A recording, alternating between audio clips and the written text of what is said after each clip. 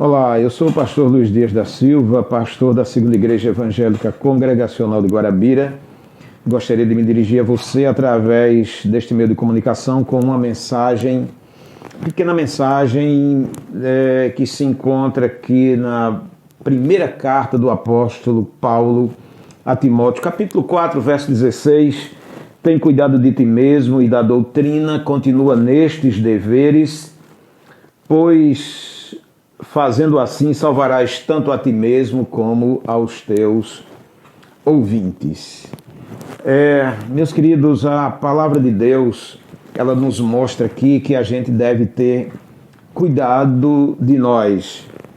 Pelo menos em dois aspectos a gente precisa ter cuidado. O primeiro aspecto é o aspecto corporal, físico, biológico. O segundo aspecto é no âmbito espiritual, no âmbito da nossa fé. Olhando aqui para o lado fisiológico, a gente deve, de fato, cuidar do nosso corpo. Nós vivemos, assim, uma tendência muito grande a nos destruir, nos autodestruir. A gente, às vezes, um corre-corre muito grande da vida, a gente não somente esquece de cuidar de si próprio, a gente vive mais para cuidar dos outros do que propriamente de si próprio. Pode acreditar nisso. Principalmente quando nós somos líder de alguma coisa.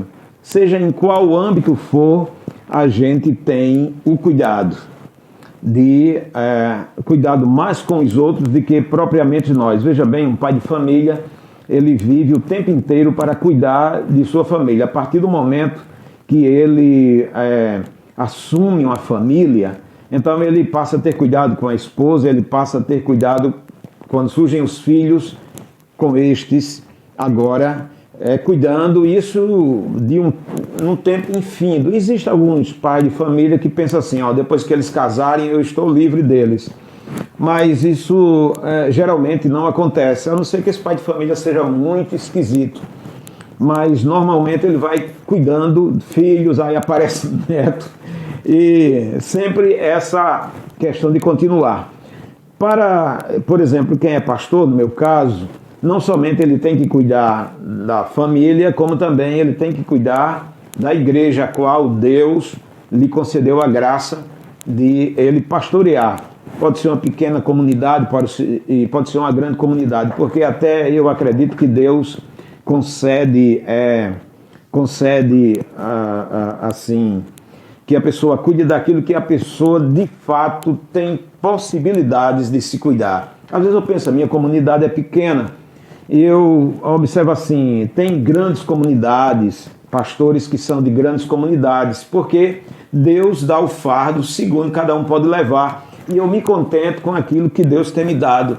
Pequena comunidade mesmo, eu louvo a Deus por ela. E entendo a minha pequenez. E eu digo, louvado seja o teu nome, Senhor, por esta comunidade, porque talvez se fosse maior, eu não teria condições de cuidar. Até com essa pequena comunidade eu tenho dificuldades. Imagine com uma comunidade grande, porque Deus sabe o potencial de cada um de nós. É claro que a nossa suficiência vem de Deus, que não vem de nós mesmos, mas assim, eu estou falando assim de um ponto de vista humano. A gente sabe que tudo provém de Deus, mas o que nós sentimos em nós mesmos é exatamente aquilo que nós estamos vivendo no dia a dia. Então, às vezes eu digo, Deus, muito obrigado por essa pequena comunidade, porque se fosse maior do que essa, eu não suportaria, eu não teria esse cuidado e isso seria algo mais pesaroso para mim, mais complicado para mim, e eu iria responder com uma responsabilidade maior diante do meu Deus. Então, louvado seja Deus pela pequena comunidade. É claro que eu quero expandir, que eu quero crescer, eu quero que a igreja cresça, com certeza, e para isso a gente labuta de dia e de noite, Mas o fato é que muitas vezes a gente esquece de cuidar de nós mesmos. A gente ama A gente ama a nossa família, a gente ama o nosso trabalho, a gente ama até aqueles que nos cercam, que não é da nossa família, que não é muito da nossa, não está muito sob nossa responsabilidade. Veja bem, às vezes a gente se preocupa até com um país, querendo um país melhor, querendo um país mais honesto, querendo um país mais digno. Isso tudo são preocupações e às vezes a gente esquece de cuidar de nós mesmos. Então a palavra de Deus manda que a gente cuide de nós. E uma das coisas importantes para a gente cuidar é a gente não esquecer o dia do descanso. Eis aí um problema. As pessoas trabalham de maneira contínua, sem limites. Mas o Senhor determinou um dia em 7 para que nós pudéssemos descansar. Esse dia não pode ser considerado um fardo pesado para nós, a menos que a gente queira fazer dele um fardo pesado. Mas isso serve para aliviar a nossa tensão emocional, o nosso estresse. Tudo isso é para o próprio bem do ser humano. Desde o princípio do mundo, o Senhor estabeleceu um dia. O próprio Deus deu esse exemplo. 6 dias o Senhor fez todas as coisas, no 7º ele descansou e abençoou o dia 7º e o santificou. E na lei esse dia foi inserido. E no Novo Testamento, às vezes a gente pensa assim que isso foi abolido, que isso não tem mais significado nenhum, mas não é assim. Não é assim. Isso continua até o fim do mundo. Isso para o próprio bem da humanidade. Infelizmente, esse movimento capitalista ou comunista, seja lá o que for, que só visa a questão física, humana, social e não pensa no âmbito espiritual, despreza a lei de Deus. Infelizmente, estas coisas têm acontecido. Então, um dia de descanso, um tempo de descanso também, depois de uma longa temporada de trabalho, é necessário também, com a alimentação, é necessário a gente se cuidar. Como as pessoas têm oferecido veneno para nós, comidas, aqui no capítulo 4 fala sobre isso, diz assim no capítulo 4, verso 3, que existem pessoas que proíbem o casamento e exigem abstinência de alimentos que Deus criou para serem recebidos com ações de graças pelos fiéis e por quantos conhecem plenamente a verdade. Então existem alimentos que Deus criou para a sua glória, para serem recebidos com ações de graças, mas existem também alimentos que não tem como você dar graças. Digamos, vamos comer um prato de cobras. Isso não você vai dar graças por isso, pelo amor de Deus. O sangue, por exemplo, a palavra de Deus nos mostra que o sangue não deve ser ingerido como alimento. Infelizmente, não. Eles comem tudo, cabidela, tudo. É coisa dos gentios mesmo. Os gentios, eles são assim, sabe? Eles desprezam as coisas de Deus. Não, isso era lá do Antigo Testamento, isso não, mentira. Isso também é do Novo Testamento. Lá em Atos dos Apóstolos, capítulo 15, é muito claro. 4 coisas foram determinadas para os gentios. Se abster da contaminação dos ídolos, da carne de animais sufocadas, do sangue e da prostituição. Essas 4 coisas foram básicas para a vida espiritual dos gentios. Então, a gente come essas coisas e depois a gente adoece, come coisas venenosas, depois a gente adoece e está, irmão, ora por mim, e lá vai aquele aperreio, ora diante de Deus e não sabe se eu não sei porque eu estou doente, não sei o que, tanta gente com saúde. O problema é que nós mesmos cavamos a cova para a gente se deitar dentro dela. Então, existem comidas que você não vai dar graça, que Deus não vai receber aquilo como ações de graça, pedir para Deus santificar determinadas comidas, não. Então, existem comidas que não podem ser proibidas porque foram criadas para serem recebidas com ações de graças. Aí a gente tem, na palavra de Deus, uma receita especial, e a gente faz bem se a gente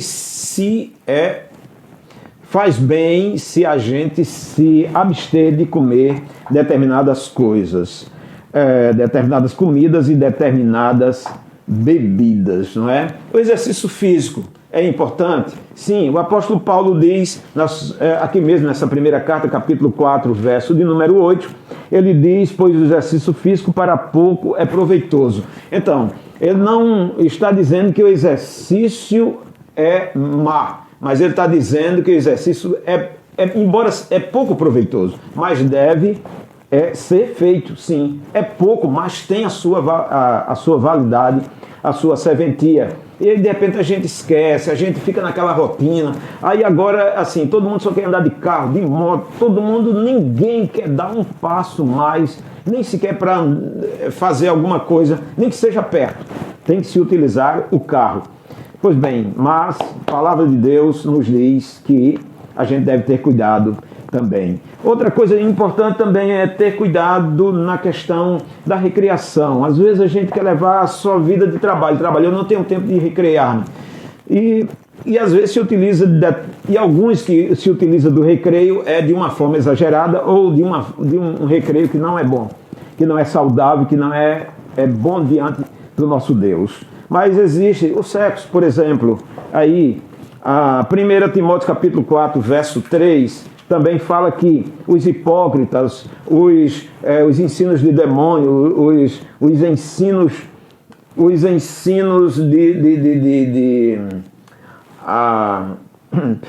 perdão aqui, os enganos. Eu vou ler aqui o texto, 1 Timóteo, capítulo 4, verso 1, ora, o Espírito afirma expressamente, o Espírito Santo afirma expressamente, que nos últimos tempos alguns apostatarão da fé por obedecerem a espíritos enganadores e a ensinos de demônios, pela hipocrisia dos que têm cauterizado a própria consciência, que proíbem o casamento.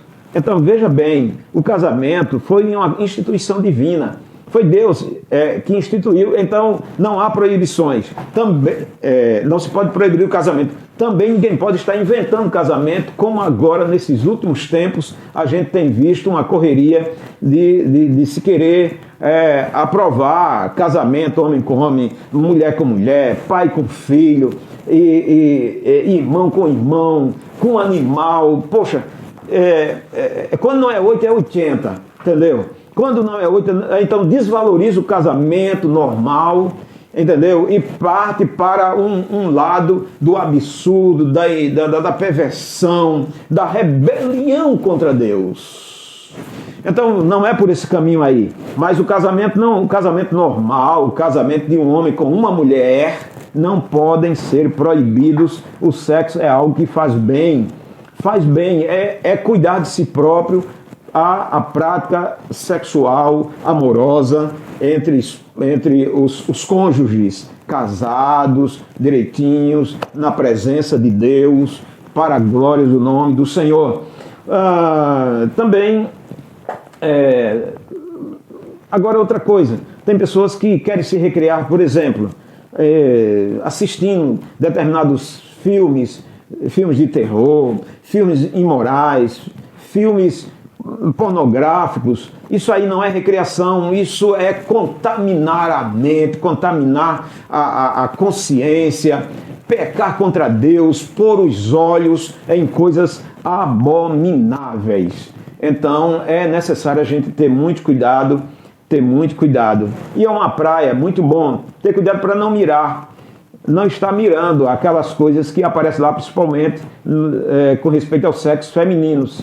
É impossível a gente não ver. Agora, mirar a coisa é complicada e vai trazer para a mente do ser humano, para a mente especialmente do homem, não é? Problemas que podem resultar em espírito de prostituição, uma série de coisas. Essa recreação de praia deve-se ter muito cuidado. Eu gosto de ir à praia para observar as coisas que Deus criou e ter ali experiências com Deus.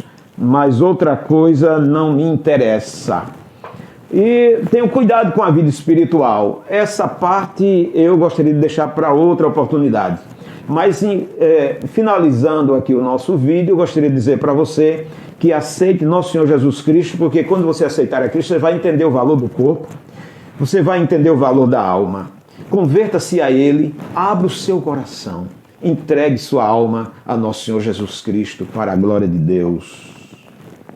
Amém. Deus te abençoe.